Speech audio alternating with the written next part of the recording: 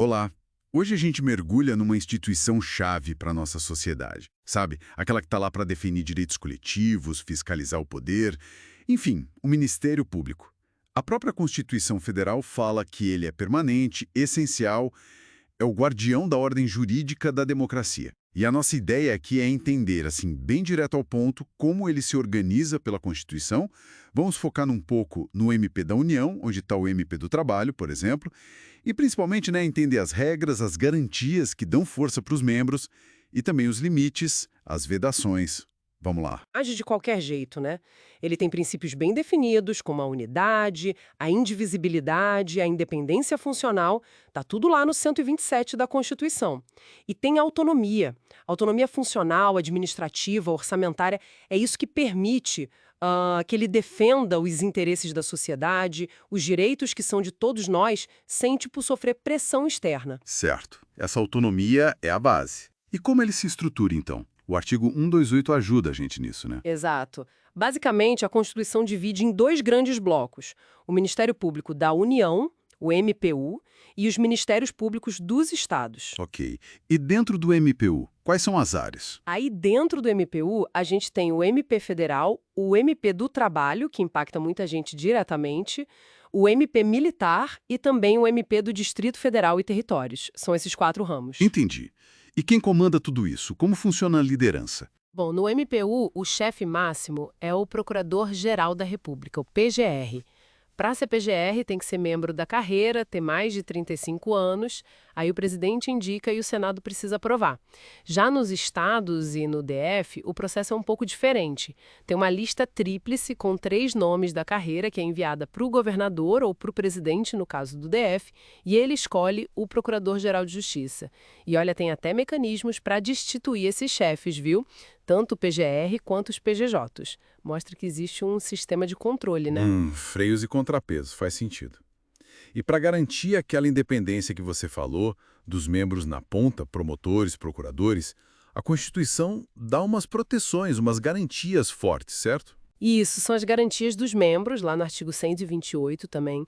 A primeira delas é a vitaliciedade. Vitaliciedade. O que significa isso na prática? Significa que, depois de 2 anos no cargo, o membro do MP só pode perder esse cargo se tiver uma sentença judicial definitiva, aquela que não cabe mais recurso, sabe? Ah, entendi. Isso protege contra demissão por pressão política, imagino. Exatamente. A ideia é essa.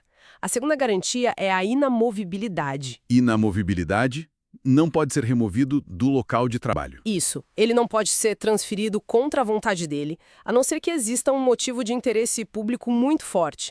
E mesmo assim, não é simples. Precisa de uma decisão do órgão colegiado do MP, por maioria absoluta, e o membro tem que ter chance de se defender, a ampla defesa. É para evitar remoção como forma de punição, entende? Certo, certo. E a terceira garantia? Tem a ver com dinheiro, né? Sim, a irredutibilidade do subsídio. O salário não pode ser reduzido, claro, respeitando as regras gerais do serviço público. Então, vitaliciedade, inamovibilidade e irredutibilidade de subsídio. Essas três. Isso. O objetivo de tudo isso junto é blindar o membro do MP. É para ele poder atuar com independência, investigar, processar quem for preciso, sem medo de retaliação, sem medo de perder o cargo ou ser prejudicado financeiramente. Ok, garantias bem fortes mesmo. Mas com grandes poderes vem grandes responsabilidades, né? Imagino que existam proibições também. Limites claros? Com certeza. O mesmo artigo 128, logo depois das garantias, traz as vedações. São as coisas que os membros do MP são proibidos de fazer. E quais são essas proibições? Bom, primeiro, eles não podem receber honorários de advogado, nem percentagens ou custas de processos judiciais. Não podem advogar fora do MP, então. Exatamente. É a outra vedação, exercer a advocacia. A dedicação tem que ser ao Ministério Público. E outras atividades? Tipo, ter uma empresa, outro emprego? Também tem regras para isso. Não podem participar de sociedade comercial, a não ser que seja como acionista ou cotista sem poder de gerência. Entende? Sim, sem administrar o negócio. Isso. E também não podem exercer outra função pública. Aqui tem uma exceção importante, salvo uma de magistério. Dar aulas pode. Ah, interessante essa exceção para dar aulas. É a única função pública permitida além do próprio cargo no MP. E tem mais vedações. É proibido exercer atividade político-partidária. Para manter a neutralidade, imagino. Justamente. E também não podem receber auxílios ou contribuições de pessoas físicas ou empresas, a não ser em casos bem específicos que a lei preveja.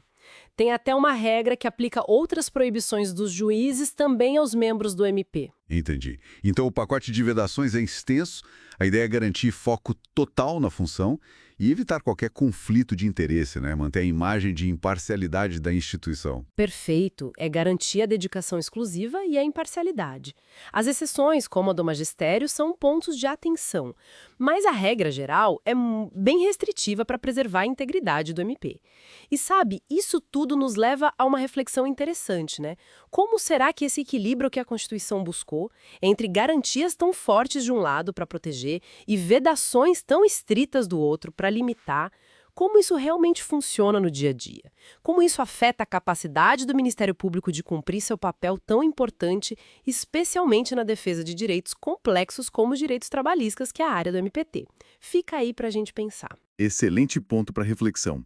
Bom, então hoje passamos pela definição constitucional do MP, vimos a estrutura geral com o MPU e seus ramos, incluindo o MPT, e desvendamos esse sistema duplo de garantias, como vitaliciedade e inamovilidade, e as vedações, como não poder advogar ou ter atividade político-partidária. Uma engenharia complexa para uma função essencial. E para você que nos acompanhou até aqui, se gostou dessa análise, dessa exploração, não deixe de se inscrever no canal e compartilhar. Ajuda muito a gente a continuar trazendo